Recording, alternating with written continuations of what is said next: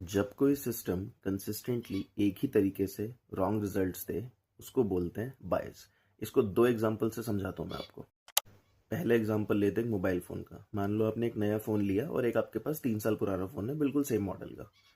आज जो नया फ़ोन है उसका जो बैटरी एस्टिमेशन सिस्टम है उसने जब 20% बैटरी दिखाई तो वो दिखा रहा है कि 1 घंटा अभी ये 20% बैटरी आपकी चल जाएगी, यानी आपका फ़ोन 1 घंटा भी ऑन रह सकता है। और वहीं जो 3 साल पुराना फ़ोन होगा उसमें जो 20% दिखाएगा तो क्या वो 1 घंटा चलेगा? नहीं, बट दिखाएगा उसमें भी 1 ही घंटा, क्योंकि वो जो शुरू में ट्यूनिंग हुई थी उसकी, उसमें एक बायस सेट हो गया। तो बैटरी एस्टिमेशन सिस्टम्स में एक बायस होता है जो during a period of time जब आपकी बैटरी पुरानी होती जाती है तो बायस बढ़ता जाता है।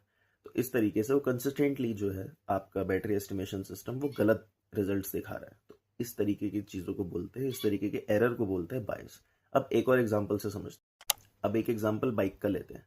मान लो आपकी बाइक चल रही है 65 किलोमीटर पर आवर पे, पर आपको कॉन्टिन्यूसली आपकी बाइक के स्पीडोमीटर में 60 किलोमीटर पर आवर दिखा रहा है। तो ये जो 5 किलोमीटर पर आवर का बायस है, जो एरर है, क्योंकि कंसिस्टेंटली शो होगा, ये कभी भी चेंज नहीं होगा। आप 45 पे चलोगे, रियल स्पीड आपकी 45 होगी तो 40 दिखाएगा, 40 पे चलोगे तो वो 35 दिखाएगा।